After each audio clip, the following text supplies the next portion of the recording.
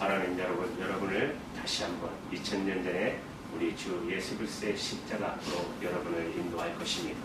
그 현장에 어떤 일이 있었던가, 우리의 죄가 얼마나 큰가, 그 십자가 현장에서 녹아지고 새로워지는 역사를 오늘 그 말씀 가운데 임하는 축복이 있기를 간절히 기도합니다. 성경에서 예수님께서 하신 말씀 중에 가장 짤막한 말씀이 있다면 바로 본문 28절입니다. 이 말씀은 가상칠언 가운데 다섯 번째 말씀입니다. 내가 목마르다. 내가 목마르다. 우리 주님께서 십자가의 고통의 절정에서 토해내신 말씀인 것입니다.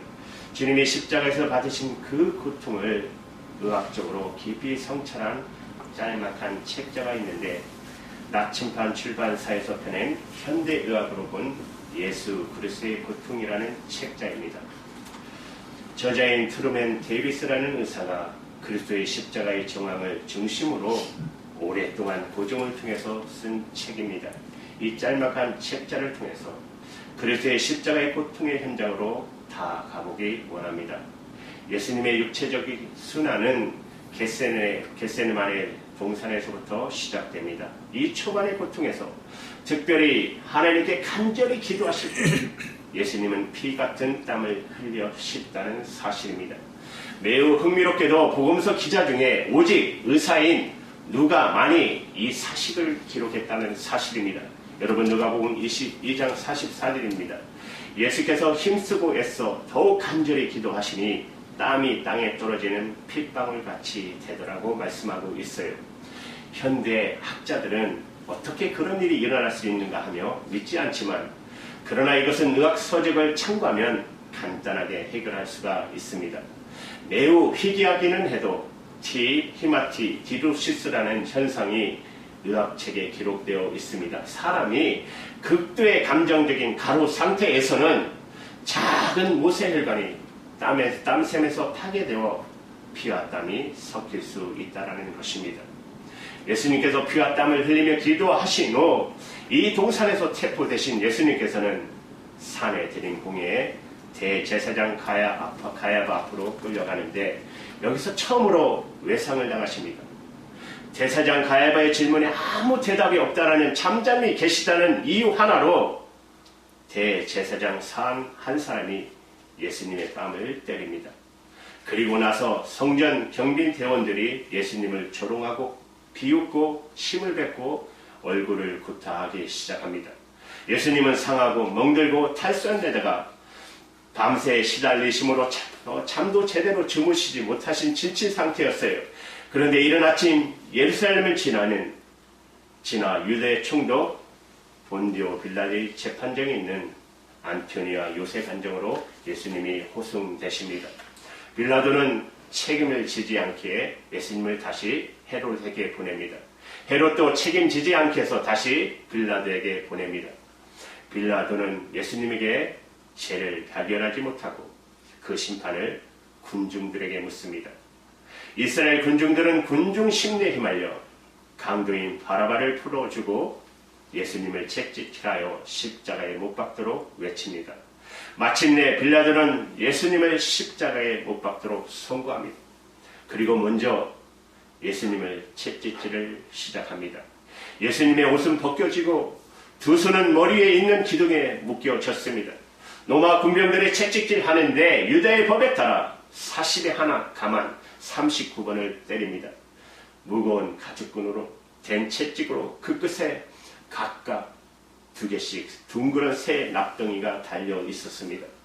그 무거운 채찍으로 예수님의 등과 다리를 사정없이 거듭 내리쳤습니다. 처음에는 그 무거운 가죽끈들이 피부만 찍었습니다. 채찍과 함께 예수님의 상처는 깊고 넓어졌습니다. 마지막에는 예수님의 살가죽이 마치 걸레처럼 너덜너덜해지고 등 전체는 알아볼 수 없을 정도로 찢겨지고 피로 범벅이가 된 살덩이가 되었습니다. 로마 군병들이 왕이라고 자칭하는 예수님을 희롱하기 시작합니다. 로마 군병들은 예수님의 어깨 위에 자색 옷을 입힙니다. 그 옷에 왕의 볼 대신 갈대를 쥐어줍니다. 그 다음에 그들은 예수님에게 쓸 가시관을 만들기 시작합니다. 긴 가시로 덮인 유연성 있는 가시더미로 면류관 모양으로 만들어 예수님의 머리에 씌웁니다. 그러자 또다시 많은 피가 흘러나왔습니다. 비웃고 얼굴을 때리고 난 후 로마 군병들은 그 가시 면류관을 머리 깊숙이 씌우기에 예수님 손에서 갈대를 빼앗아 머리에 있는 가시관을 내리쳤습니다. 잔인한 장난의 실증이 나자 그들은 예수님 위에 덮여있던 자색 옷을 잡아챘습니다. 그 자색 옷에는 이미 예수님이 흘리신 피와 상처에 있는 혈청이 달라붙어 있었습니다. 또다시 그로 인해 채찍에서 맞아 상처난 것과 똑같이 상처난 곳에서 피가 흘러나오기 시작합니다. 이제 예수님은 골고다 언덕으로 향해 갑니다. 무거운 십자가가 가로대가 예수님의 어깨 가로대에 묶여져 있었습니다. 십자가에 못 박히기 위해 예수님의 행렬이 로마 군병들과 함께 천천히 비아 돌로사의 길을 향하기 시작합니다. 예수님은 똑바로 서서 걸으려고 애를 썼으나 많은 피를 흘린 충격으로 이 가로대의 무게를 감당하지 못하고 계속 쓰러지셨습니다. 그 거친 나무 기둥은 예수님의 어깨와 찢어진 피부 속의 근육을 도려내듯이 비벼댔습니다. 다시 일어나려고 했지만 더 이상 견딜 수 있는 한도를 이미 넘어섰습니다. 백부장은 빨리 십자가형을 행하려 하기 때문에 그 광경을 구경하던 구레네 시몬을 붙잡아 예수님 대신 십자가를 지게 했습니다. 안토니와 요새로부터 골고다까지 600m의 행렬이 끝나자 허락된 소금만을 남긴 채 군병들은 예수님의 옷을 다 벗겼습니다. 십자가의 형이 시작됩니다. 십자가의 가로대를 땅에 내려놓고 무섭게 예수님의 두 어깨가 가로대 위에 누워졌어요. 로마 군병들은 예수님의 손목 약간 오목한 곳 그곳을 골라 더듬었습니다. 곧 그들은 무겁고 내무진 단철 못을 예수님의 손목을 뚫고 나무에 못 박았습니다. 재빨리 그들은 다른 쪽으로 가서 팔이 어느 정도로 움직일 수 있도록 조심하여 다른 팔에 못을 박았습니다. 로마 군병들은 십자가의 가로대에 세워 올리고 나사렛 유대의 왕이라는 제표를 그 위에 세웠습니다. 그리고 왼쪽 발을 오른발에 포개어 발가락을 아래로 향하게 하고 무릎을 적당하게 움직일 수 있게 한 다음 발목에 못을 박기 시작합니다. 예수님께서 십자가에 못 박혔습니다. 전차 힘이 빠져 손목에 박혀있던 못이 몸무게를 지탱하지 못하자 무서운 아픔이 예수님의 손가락과 발가락이 내로 전달되었습니다. 손목에 박혀있던 못들은 중추에 압박을 가하기 시작했습니다. 예수님은 고통을 피하기 위해 몸을 위로 밀어 올리자 몸무게 전체가 다리에 박혀있는 못에 지워졌습니다. 바로 이때 또 다른 현상이 일어났습니다. 팔들이 피로해지자 그 경련 근육 전체가 급속하게 퍼졌는데 그것은 깊고 사정없이 쑤셔대는 아픔이었습니다. 이 경련 때문에 예수님은 몸을 위로 밀어 올리려고 했으나 그러나 힘이 이미 다 빠지셨습니다. 그리고 팔에 몸무게가 실리게 되자 가슴 근육이 마비되고 근육도 재구시를 못하게 되었습니다. 숨을 들어 마실 수는 있지만 내쉴 수가 없었습니다. 짧은 호흡이라도 위에 얻기에 예수님은 몸을 위로 밀어 올리고 안간 힘을 쓰셨습니다. 오전 9시 십자가에 못 박힌 예수님은 3시간에 걸리셨어요. 정오에 갑자기 내리 덮인 캄캄한 어둠 속에서 예수님은 계속 아파하셨습니다. 5시간이 지나갔습니다. 말로 형용할 수 없는 아픔, 관절마디를 부수는 듯한 경련, 그리고 거친 나무로 기둥에 대고 위아래로 몸을 밀어 올릴 때마다 찢겨진 등허리 또 찢기는 고통의 시간이 계속되며 또 다른 고통이 물려왔습니다. 심장이 압박이 되기 시작하자 심하게 입게 듯한 고통이 가슴 깊이 파고들었습니다. 이제 거의 모든 것이 끝나가고 있었습니다. 그리고 주님은 마침내 이렇게 절규하셨습니다. 내가 목마르다. 사랑하는 여러분, 예수님께서 이렇게 고통 가운데 죽으신 이유가 뭘까요?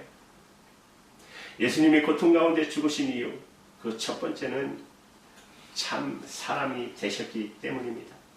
요한복음 4복음서 중에 요한복음은 마태, 마가, 누가복음 중에 요한복음은 예수님의 신성을 증거한 책입니다.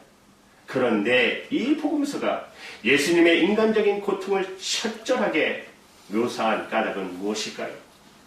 예수님은 하나님이십니다. 참 하나님이신 예수님이 또한 참된 사람으로 오셨다는 바로 이 메시지를 증거하고자 하는 것이었습니다. 요한복음 1장 14절에 요한복음은 이런 위대한 메시지로 시작합니다. 말씀이 육신이 되어 우리 가운데 거하시네. 우리가 그 영광을 보니 아버지 독생자의 영광이요 은혜와 진리가 충만하더라. 여기 말씀이 육신이 되어, 즉 그분은 참 인간이 되어 이 땅에 오셨습니다. 참 인간으로 오셨기에 생애 전체를 통하여 예수님은 저와 여러분이 사람이 경험하는 모든 고통을 겪으신 것입니다. 예수님께서 배가 고프셨고 피곤해 하셨고 목말라 하시고 병들었고 아프고 외롭고 시험받으시고 오해당하시고 제자들에게 배신당하시고 그리고 마지막 십자가에서 감내할 수 없는 고통을 감내하셨습니다. 주님은 왜 이런 고통을 감내하셨을까요? 여러분, 주님은 죄가 없으신 분입니다. 예수님은 우리의 죄를 대신하기 위해서 이 고통을 받으신 것입니다. 히브리서 4장 15절 16절에 이렇게 말씀하고 계세요. 우리에게 있는 대제사장 예수님은 우리의 연약함을 채울하지 아니한 자가 아니요 모든 일에 우리와 한결같이 시험을 받은 자로되 죄는 없으시느니라. 그러므로 우리가 긍휼하심을 받고 때를 따라 돕는 은혜를 얻기 위하여 보좌 앞에 담대히 나갈 것이니라. 죄를 빼놓고는 우리와 동일한 고통을 받으셨던 예수님. 예수님은 고통을 이해하시고 그 고통을 이기지 못하는 사람의 연약함을 아시는 바로 그분은 우리를 이렇게 초청하십니다. 내가 고통을 이해한다. 고통받은 자여 은혜의 보좌로 나오라. 주님께서는 내 고통, 내 고독, 내 아픔을 이해할 수 있는 유일한 분이십니다. 사람은 몰라요. 남편도 몰라요. 아내도 몰라요. 그러나 우리를 지으시고 인간으로 오신 우리의 고통을 다 감당하신 주님만은 여러분을 아십니다. 맞습니다. 주님께서 그분은 이해할 수 없는 고통은 하나도 없어요. 왜냐하면 주님은 자신이 고통의 사람이었고 슬픔의 사람이었기 때문입니다.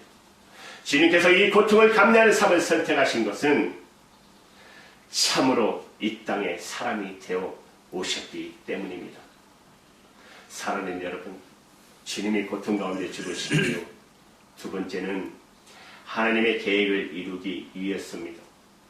하나님의 계획을 이루기 위해서였어요. 이 본문 28절에 보시면 이후에 예수께서 모든 일이 이미 이룬 줄을 아시고 성경을 응하게 하려 하사.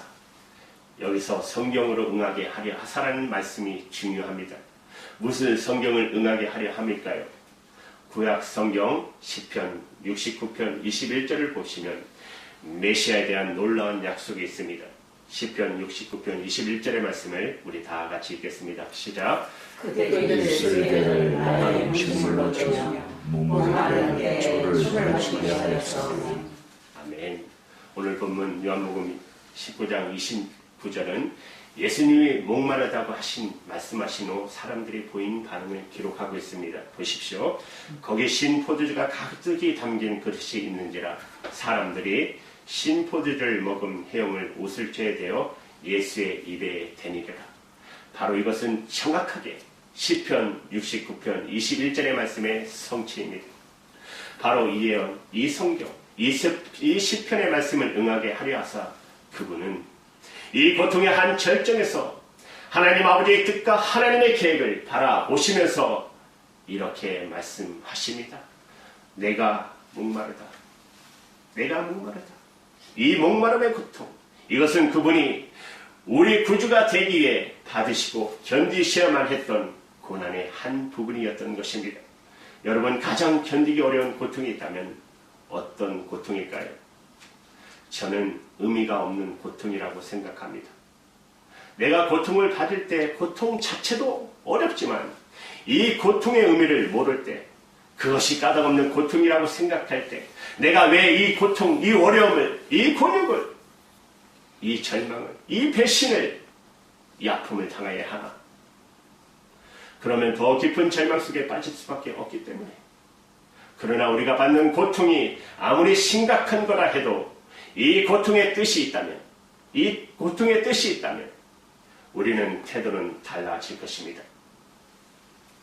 이 고통의 저 건너편에 오늘의 고통이 성취할 수 있는 빛나는 내일이 있다면, 이 고통 속에 의미가 있음을 참으로 믿고 참으로 바라볼 수만 있다면 우리는 다른 자세로 고통 앞에 설 것입니다. 저와 여러분은 물론 모든 그리스도인에게 약속된 삶은 결코 고통이 면제된 삶은 아닙니다. 예수 믿는다고 해서 고통이 없어진다고 하나님 말씀하신 적 없으십니다. 여러분, 요한복음 16장 33절의 말씀을 보십시오. 세상에서 너희가 환난을 당하나 담대하라. 내가 세상을 이겼노라. 이 말씀의 뜻은 고통 없는 삶이 아니라 고통에도 불구하고 고통을 넘어선 궁극적인 승리를 주님께서 약속하시는 말씀입니다. 우리는 이 비밀을 알기 때문에, 그리고 이것이 그리스도의 삶인 것을 알기 때문에, 우리의 삶 배에 있는 하나님의 절대적인 주권을 참으로 믿을 수만 있다면, 저와 여러분은, 그리스도인들은 어떤 고통 속에서도 좌절할 필요가 없는 것입니다. 그렇다면 우리도 이제 사도 바울처럼 이렇게 고백할 수 있지 않겠어요? 로마서 8장 28절의 말씀을 우리 다 같이 읽겠습니다. 시작. 우리가 알거니와 하나님을 사랑하는 자, 곧 그의 뜻대로 부르심을 입은 자들에게는 모든 것이 합력하여 선을 이루느니라. 아멘. 오늘의 고통이 내일의 하나님의 뜻을, 하나님의 선을 성취할 수 있음을 참으로 믿고 알고 있다면 우리는 우리에게 다가온 고통 속에서도 우뚝 설 수 있는 것입니다. 저는 그것이 예수님의 심정이었다고 생각합니다. 자신이 받는 고통이 당신의 구원을, 나의 구원을, 여러분의 구원을, 인류의 구원을 성취할 수 있다는 사실 때문에 주님은 이 고통 앞에 담대하실 수가 있었던 것입니다. 시인 윤동주가 쓰신 십자가라는 시에 보면 그리스도에 대해서 이런 놀라운 표현이 있습니다. 괴로웠던 사나이, 행복했던 예수 그리스도에게처럼 십자가가 허락된다면 모가지를 들이고 꽃처럼 피어나는 피를 오도가는 하늘 밑에 흘리겠습니다. 윤동주 시인이 묘사한 예수 그리스도의 탁월한 묘사를 한번 생각해 보십시오. 괴로웠던 사나이, 행복했던 예수 그리스도, 그 십자가의 고통 속에서도 행복할 수 있었던 그분, 자신의 십자가의 고통이 인류의 구원을, 당신과 저와 여러분의 나의 구원을 가능케 할 수 있었다는 그 사실 때문에 그분은 여전히 행복할 수 있었다는 이 표현은 얼마나 정확한 것입니까? 사랑하는 여러분, 예수님이 이 고통 가운데 죽으신 이유 마지막 세 번째는 우리가 목마르지 않는 삶을 살게 하기 위해서였어요. 한 신학자는 그리스도의 삶을 묘사하면서 그리스도의 삶을 역설의 삶이라고 표현했습니다. 역설의 삶.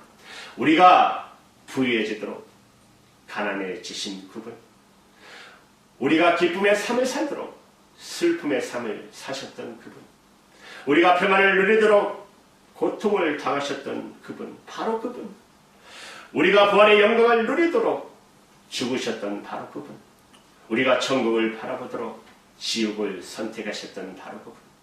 여러분, 지옥이란 어떤 곳일까요? 저는 한마디로 지옥은 목마름의 끝이라고 묘사하고 싶습니다. 여러분, 누가복음 16장에 보면 부자와 나사로의 이야기가 기록되어 있습니다. 그리고 지옥에 간 부자의 경험이 기록되어 있습니다. 그는 말할 수 없는 고통 중에서 저 멀리 있는 아브라함을 향해 이렇게 호소합니다. 24절에 보시면 아버지 아브라함이여 나를 긍휼히 여기사 나사로를 보내어 그 손가락 끝에 물을 찍어 내 혀를 서늘하게 하소서. 내가 이 불꽃 가운데서 고민하나이다. 이 꺼질지 모르는 목마름의 고통, 한 방울의 물을 호소하는 해가 없는 영원한 고통의 불못을 바라보십시오. 지옥은 영원한 목마름의 장소라고 할 수 있습니다. 그렇습니다. 사랑하는 여러분, 지금 예수 그리스도께서는 십자가에서 이 지옥을 경험하고 계신 것입니다. 우리가 이 지옥에 가지 않도록 천국을 경험하도록 말입니다. 그러면 여러분 천국은 어떤 곳일까요? 여러분 천국은 영원히 목마름이 없는 곳입니다. 요한계시록 7장 16절의 말씀을 보시면 다시 줄이지도 아니하며 목마르지도 아니하라고 말씀하고 있습니다. 여러분 또 요한복음 4장에 보면 목말랐던 여인의 이야기가 기록되어 있습니다. 사마리아 여인, 남편 5씩이나 바꿨어도 여전히 목마르고 또 고통스러웠던 여인. 그녀가 추구한 어떤 삶의 방편도, 어떤 삶의 해결책도, 어떤 삶의 선택도 이 목마름을 해결할 수가 없었습니다. 이런 여인의 상태를 묘사하기 위해서 주님께서는 앞에 있는 우물을 바라보시면서 이렇게 말씀하셨습니다. 이 물을 먹는 자마다 다시 목마르려니와. 다시 말씀드리면 갈증을 해결하려고 세상의 물질의 물을 마시지만, 쾌락의 물을 마시지만, 야망의 물을 마시지만, 출세의 물을 마시지만 절대로 이 목마름은 해결되지 않는다는 것입니다. 주님께서 이렇게 말씀하십니다. 요한복음 4장 13절 14절의 말씀을 다 같이 읽겠습니다. 시작. 예수께서 대답하시되 이 물을 마시는 자마다 다시 목마르리라. 내가 주는 물을 마시는 자는 영원히 목마르지 아니하리니 내가 주는 물은 속에서 영생하도록 솟아나는 샘물이 되리라. 아멘. 이 방송을 듣는 분들이 듣는 분 중에, 아니 여러분들은 이 물을 마신 적이 있습니까? 오늘 영생에 주신 그리스도가 여러분을 초청하십니다. 여러분 성경의 마지막 초청을 알고 있습니까? 성경의 마지막 장에 기록된 초청, 어떤 초청일까요? 요한계시록 22장 7절에 17절에 보시면 예수 그리스도께서 이렇게 초청하십니다. 성령과 신부가 말씀하시기를 오라 하시는도다. 듣는 자도 오라 할 것이요 목마른 자도 올 것이요 또 원하는 자는 값없이 생명수를 받으라. 여러분 성경의 마지막 초청입니다. 여러분은 이 영생의 물을 마셨습니까? 이태리의 어느 한 부자 상인의 아들로 태어난 젊은이가 있었습니다. 그의 취미는 비싼 옷을 입고 밤마다 이 파티 저 파티로 이 연회장으로 저 연회장으로 전전하는 것이었습니다. 두 손에는 그 말을 가득 쥐고 뿌리고 다니는 것이 취미였어요. 술과 춤과 투전놀이, 여인들 사이에 밤이 새고 낮을 맞이했습니다.